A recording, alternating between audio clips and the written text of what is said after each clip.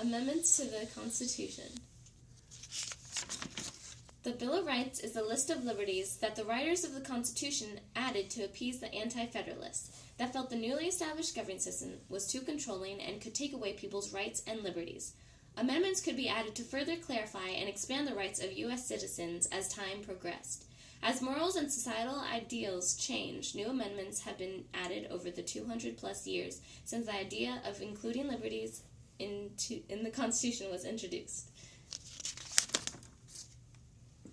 There are 6 general categories in which all the amendments can be organized.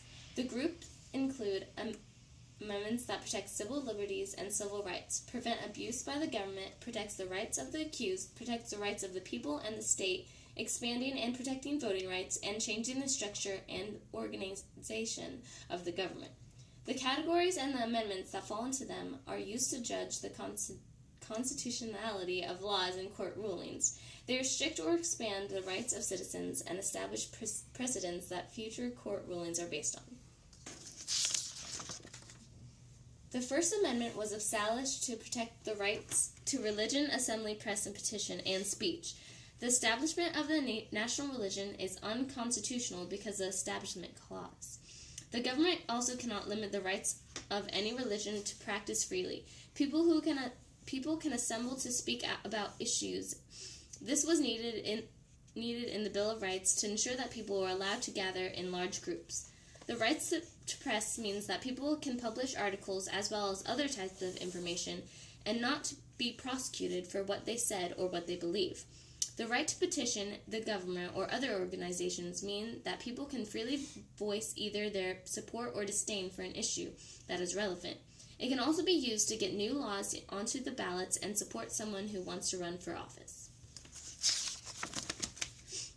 In Texas versus Johnson, the First Amendment rights of the people were expanded. In 1984, Johnson burned a flag in protest of the policies of Ronald Reagan. He was sentenced to jail and fined $2,000. After the Texas Court of Appeals reversed the decision, it was taken to the Supreme Court. The Supreme Court, in a 5-4 decision, ruled that flag burning is constitutional because it was a type of symbolic political speech. It specifically said that the government could not limit speech simply because society finds the idea offensive or disagreeable. In Schenck v. U.S., the First Amendment rights of the people were limited. Schenck sent pamphlets stating that the draft was wrong during World War I. He was charged with conspiracy to violate the Espionage Act and obstruct military recruitment. There was an unanimous decision that Schenck was not protected in this situation. The words he used created a clear and present danger. During wartime especially, the idea of clear and present danger is expanded to include more language that during peace times. This means that the fact that the incident took place during wartime highly influences the court's decision. In Bethel v. Frazier, the First Amendment rights of students were limited. In front of approximately 600 high school students, Frazier gave a speech that had some inappropriate innuendos. Frazier ended up being suspended from school for 2 days. In a 7-2 decision, the court ruled that it was appropriate for the school to prohibit the use of profane language, and the court established the difference between political speech and sexual speech that Frazier used.